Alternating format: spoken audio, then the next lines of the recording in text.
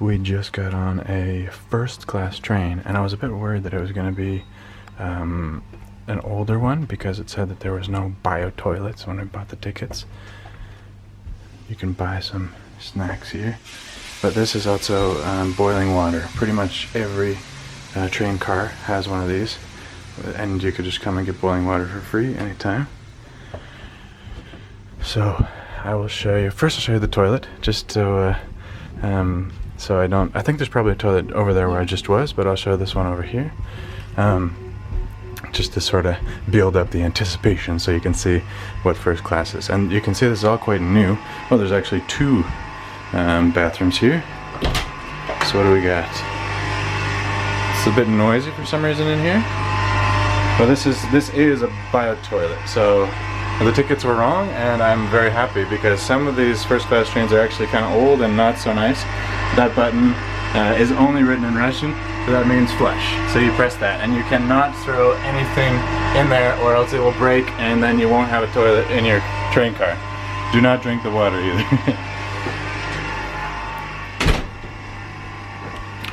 It says here in Russian, don't leave your things unattended. And another one. Yeah, basically the same thing. Another first class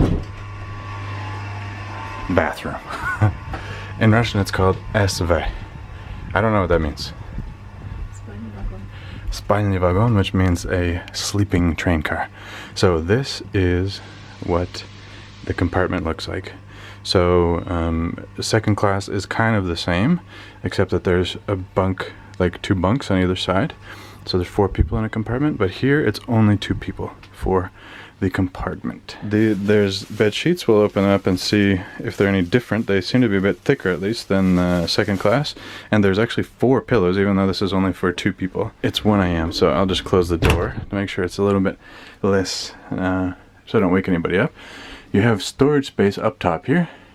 So we've already stuffed our stroller up there. Obviously there's a TV as well. I think you can get the conductor to put something on the TV. Right now there's no signal.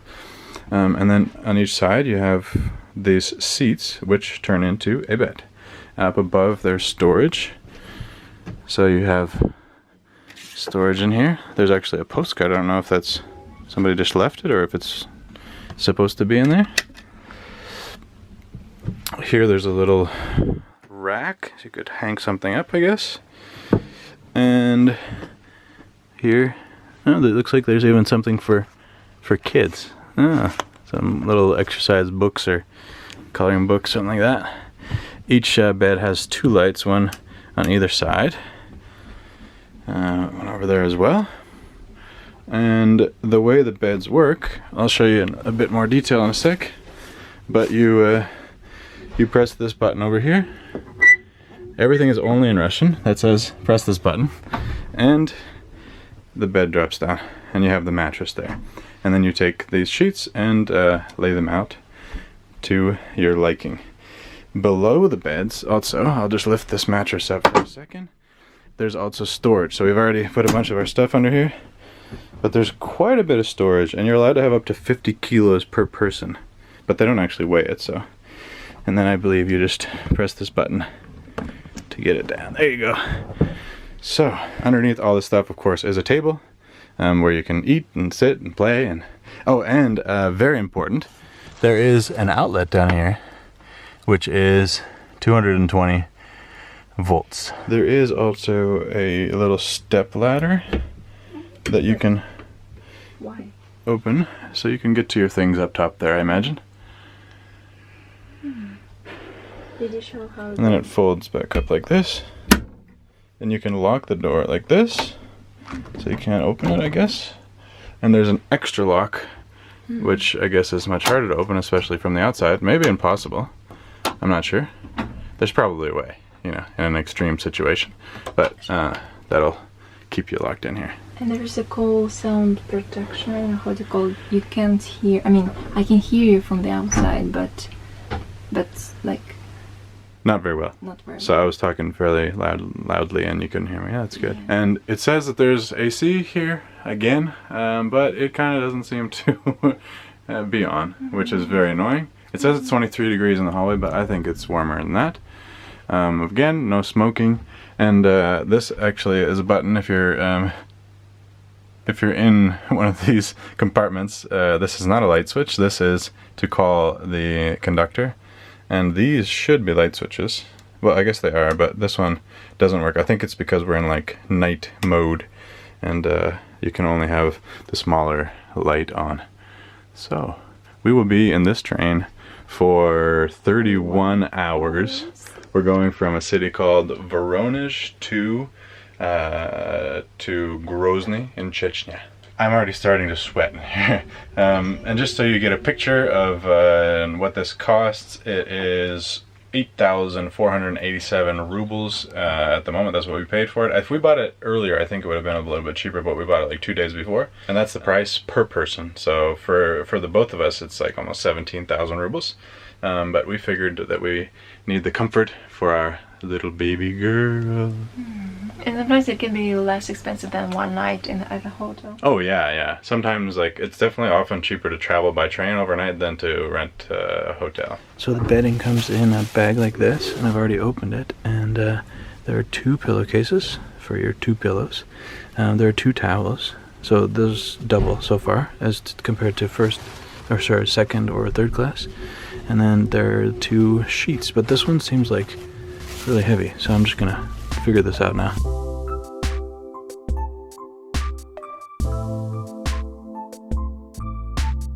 What it looks like, more or less, when it's all made up. And one convenient thing, because it's actually one downside about the way that they've done this, is that it's kind of inconvenient to sit on the bed because you don't have like a full back to support you, and you can actually still raise it up with your bed sheet on it, which is nice. So annoying. One of the most annoying things in Russia is that it's always hot. Summer, winter, always hot. The conductor just came. She asked how everything is. She's really nice, but we're like, yeah, everything's good, but it's pretty hot. You know, how come we turn on the AC? And I knew, I was pretty sure that only she can control the AC. So I went to this lady, who's I don't know, I said conductor. I don't know if it's the right word. And she said that she's totally fine with the 22 degrees, but many people will argue, like will complain about the like cold temperature, you know. So I was right. It's for the whole. It's for the whole train car. Train car, yeah. So she switched it. She switched it now to like a fan, so there's at least some air moving. But she turned off the AC because people complain. That's what it's like here. I said like thank you so much for turning on it for 5 minutes. It's insane. You pay for air conditioner, and all those people they pay for air conditioner, but they don't want it. Yeah. Why they don't go to? I will say that's the horrible thing, but why they don't go to third class where there's no air conditioner, you know? Yeah. But no, there is air conditioner. But they still won't turn it on there. Yeah. I shouldn't say that they should go to the There's third more class, passengers there. They won't turn it on for sure because everybody will complain. But it's stupid. Like somebody created this system that if you turn it on, it will create like the right temperature, you know?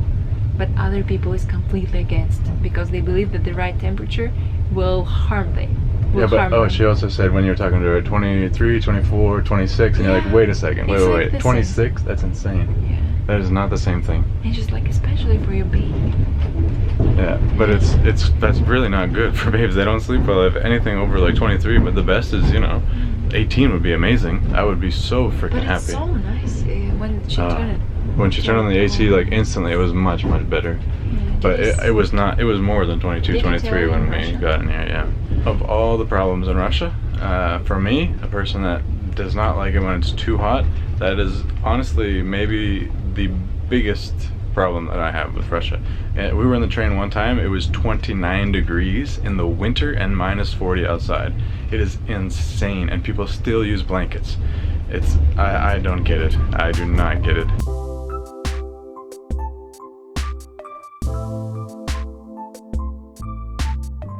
Good morning. It's 8 a.m., 9 a.m. and I will show you a restaurant compartment now.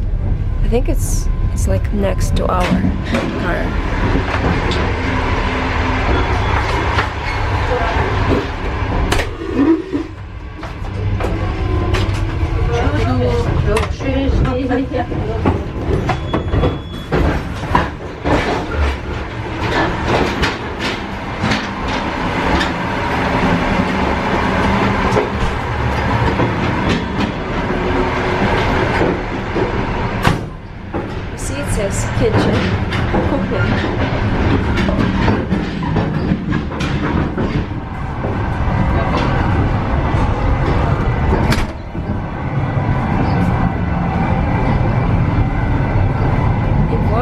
выглядит вагон-ресторан. And here's the restaurant. You can see on the table, and you can have some food here or on this table. Here's the menu. Fried eggs with boiled beef, 150 rubles. Sandwich, 100 rubles.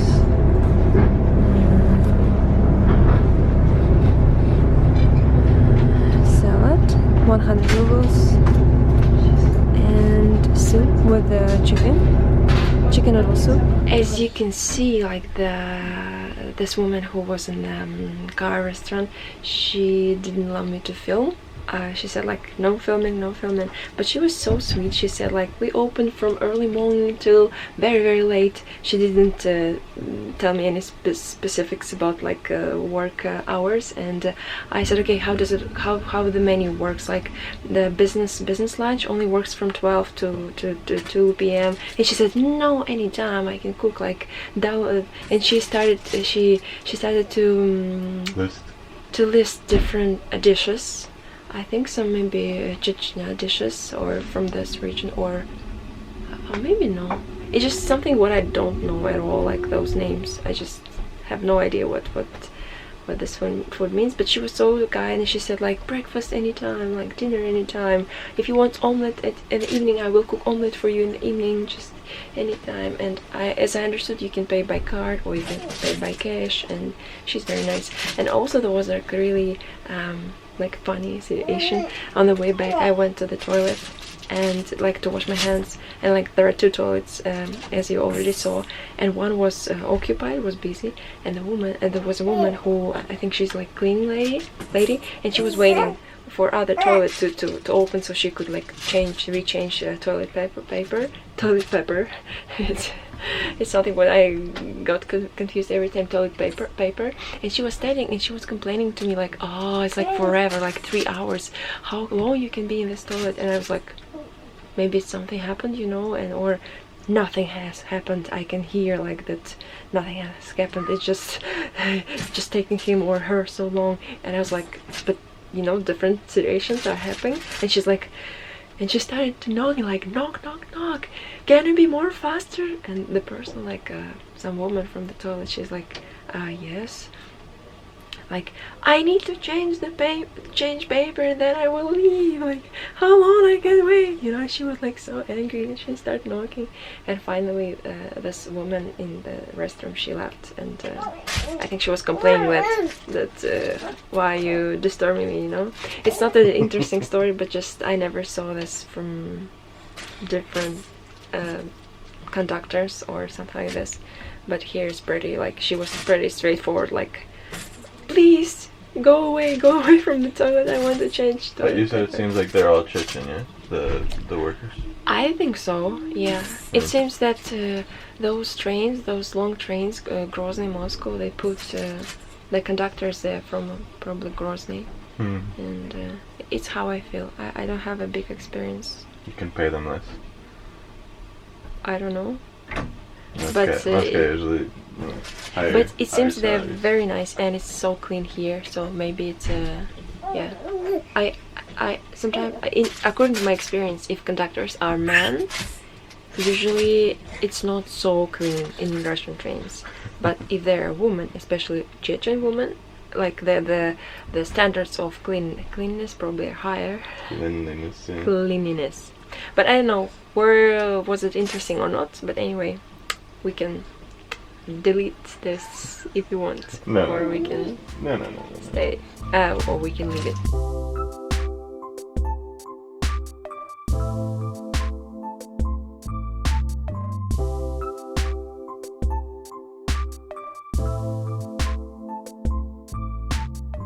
I feel like we haven't filmed anything for a long time. It's probably because we've been in the train the whole time. So nothing, you haven't really missed much, just things out the window, and we've been watching Money Heist. We watched several episodes of Money Heist new season. Awesome show. And I thought I would just give you a bit of a summary. I mean, there's really not much to say. We've been in the train now for a little over 30 hours, so we are almost in Grozny, and everything has been great. Hey, look at you smiling. Hello. You stop smiling now? Hello. Look at you, milky little girl. So much milk on you. So much milk on you. There you go. Oh, that's so much milk. After 30 hours in the train, I can say that it's been a great experience. We're very happy that we got first class, that we had our own little room the whole time, that we could do whatever we want, and we didn't have to worry about other people and when they wanted to go to sleep. My daughter's smiling at me again. And everything was quite clean. The workers here were very good at keeping everything clean. They were very friendly. Yeah, very nice. Again, the only big con is that the air con, the AC, exists, but when they turn it on, it's for the whole train car, and most Russians don't like AC, it seems like, or they're afraid that they're going to get sick from the AC. So even though there's big blankets, for some reason the people who don't like AC get the say, I guess, because they complain, and they turn off the AC. So they'll turn it on for like a few minutes a day. It seems like a few minutes, like every couple hours. And yeah, I mean, it is what it is. It's a bit hot most of the time, quite warm. I definitely recommend first class though. In general, it's worth giving a try. But I also think it's cool to try the other classes. So, you know, if you're on a big trip, then do one part, you know, third class, maybe one part second class, and one part first class. And there is even better, and there are not really worse than third class, but there are just seats where you don't get to sleep. So I guess that's worse. You know, in Russia you always see these it's not focusing. There are tanks right there driving. We can't see them. A whole bunch of Russian military vehicles. My camera wouldn't focus, but we just saw 2 tanks driving. But I don't know. Yeah, all of these trucks say that they're flammable, like fire hazard. Oh, there you go. There's some tanks. Welcome to Chechnya.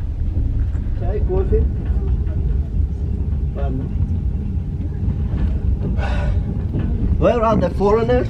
Yeah. One more thing that I wanted to mention about trains in general, but even first class, is that you have to, it's expected that you gather up your sheets, your bedding, your pillowcase, and even the tablecloth. They wanted us to give them this time, so even in the first class. They were grateful. They said, thank you so much. Yeah, I'm sure some people don't, but I heard the conductor yelling at a guy for not, like he was leaving the train, and she was like, hey, you didn't give me your sheets. And right now, like, a police officer came to us, and he said, like, is everything alright? What are you guys up to? Yeah, he was actually speaking some English too. Yeah, I think he really wanted to practice his English. So he thought that both of us, that we are foreigners, and we explained that it's only John and I am from Russia, that we are visiting Grozny for a few days, and then we will go further to Vladikavkaz and etc. Yeah, and he was really friendly. He even invited us to stay with him, but then he left. But I mean, it was kind of like formal. It wasn't that he really wanted us to stay with them, but he was like, well, I live here, so if you want to stay with me. Yeah, but he was really nice and friendly. But and he asked what we were doing here, so it's probably not common to come to Grozny as a tourist. I don't know. So now we're in Grozny, Chechnya. By the way, some trains have showers where you can just pay a little bit and have a shower, but we asked the conductor just before we left if there was that option, and she said that she used to have a train car with the shower, but now there are no showers in this whole train. A nice new train car, but no showers.